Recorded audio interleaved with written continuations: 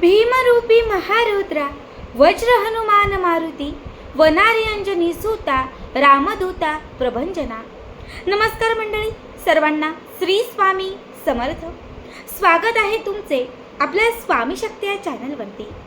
बघा, उद्या 2 एप्रिल 2026 वार गुरुवार। आपल्या सगळ्यांनाच माहिती आहे की उद्या हनुमान जयंती आहे। बघा, हनुमान जयंतीचा दिवस हा श्री प्रभू हनुमानांसाठी, त्यांची उपासना करण्यासाठी, आपल्या आयुष्यात असणाऱ्या संकटांचा नाश करण्यासाठी हनुमान जयंती ही तिथी अत्यंत महत्त्वाची मानली जाते।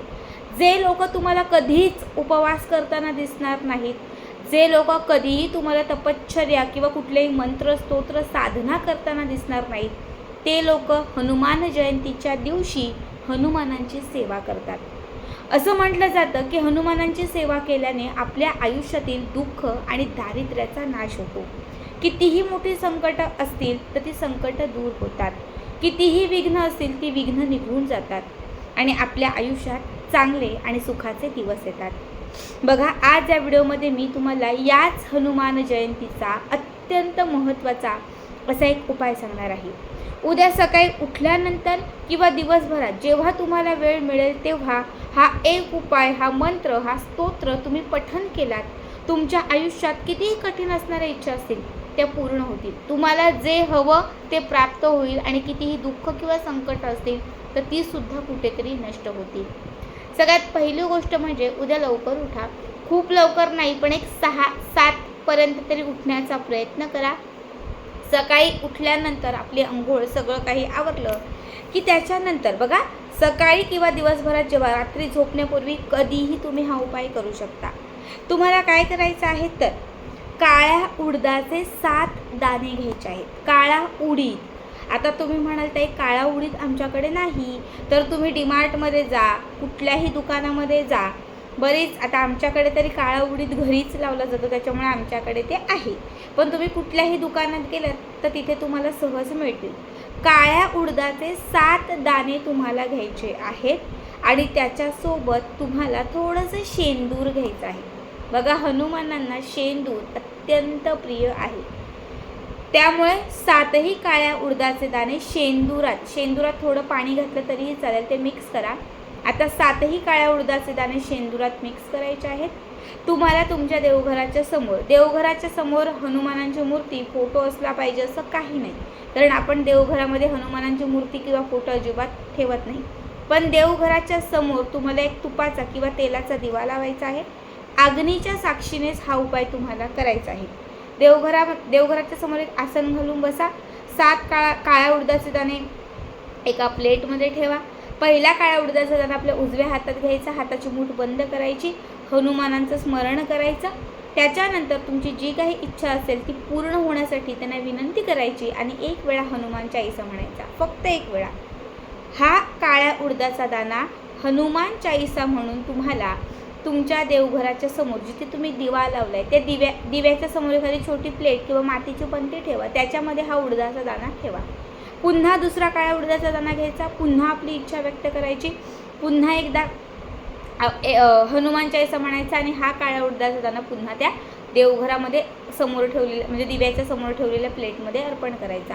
असे 7च्या 7ही काळ्या उडदाचे दाणे एक करत तुम्हाला प्रत्येक वेळी हनुमान चालीसा म्हणून अभिमंत्रित करून देवघरात ठेवायचे आहेत। उद्या पूर्ण रात्र संपेपर्यंत, उद्याचा दिवस संपेपर्यंत 7ही काळ्या उडदाचे दाणे देवघरातच ठेवायचे आहेत। परवाच्या दिवशी म्हणजे शुक्रवारच्या दिवशी सकाळी तुम्ही आंघोळ वगैरे केली की त्याच्यानंतर 7ही काळ्या उडदाचे दाणे तिथून काढायचे आणि लाल रंगाचं कापड घ्यायचं। लाल रंग हा हनुमानांचा रंग म्हणून ओळखला जातो, त्यामुळे तुम्हाला एक लाल कापड घ्यायचं आहे, त्याच्यामध्ये 7ही उडदाचे दाणे ठेवायचे आहेत, घट्ट गाठ मारायचे आहे आणि त्याच्यानंतर हे 7ही उडदाचे दाणे तुम्हाला तुमच्यासोबत तुमच्या जवळ ठेवायचे आहेत। तुम्ही जी इच्छा व्यक्त केलेली आहे, संकट, विघ्न, क्लेश, कलह, दारिद्र्य किंवा गरिबी, खूप कर्ज, आजारपण, काहीही तुम्ही त्याच्यामध्ये जे व्यक्त केलेलं आहे ते जोपर्यंत पूर्णत्वास जात नाही, तुम्हाला प्राप्त होत नाही, ती इच्छा तुमची होत नाही, तोपर्यंत ते 7ही काळे उडदाचे दाणे तुम्हाला तुमच्यासोबत ठेवायचे आहेत. जेव्हा तुमची इच्छा पूर्ण होईल, जेव्हा सगळं मनासारखं होईल, सगळं छान होईल की हो माझं हे झालं, तेव्हा ते 7ही काळ्या उडदाचे दाणे त्या कापडासकट कुठल्याही हनुमानाच्या मंदिरात तुम्हाला सोडायचे आहेत. बघा, हा उपाय वर्षातून एकदाच करता येतो, हनुमान जयंतीच्याच दिवशी करता येतो. उद्याची संधी खूप मोठी आहे, नक्की करा. आता तुम्हाला दुसरा उपाय सांगते. दुसऱ्या उपायासाठी तुम्हाला लागणार आहे ते म्हणजे पांढऱ्या रुईचं मूळ. एक छोटंसं सफेद रुई हनुमानांना विशेष प्रिय आहे. तुम्ही शनिवारी मंगळवारी हनुमानाच्या मंदिरात गेला तर तुम्हाला कधीही तिथे सफेद रुईच्या पानांची माळ त्यांना अर्पण केलेली दिसेल. तुम्हाला याच रुईचं छोटंसं मूळ आपल्या घरी उद्याच्या दिवशी आणायचं आहे. हे सफेद रुईचं मूळ तुम्हाला स्वच्छ पाण्याने धुवायचं आहे. देवघराच्या समोर हे मूळ तुम्हाला 5 मिनटं ठेवायचं आहे. इच्छा व्यक्त करायची आहे.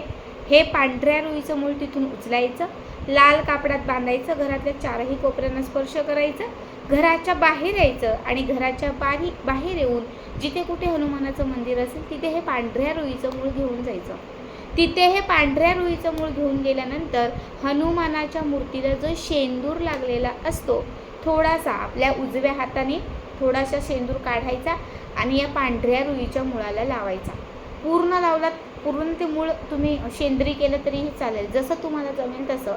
त्यानंतर हे मूळ तुम्हाला कापडात बांधून हनुमानांच्या चरणांना अर्पण करायचं. पुन्हा एकदा इच्छा व्यक्त करायची. ते मूळ आपल्या उजव्या हातात घ्यायचं आणि हनुमानांची जी मूर्ती आहे किंवा जे मंदिर आहे त्याला 7 वेळा प्रदक्षिणा घालायच्या.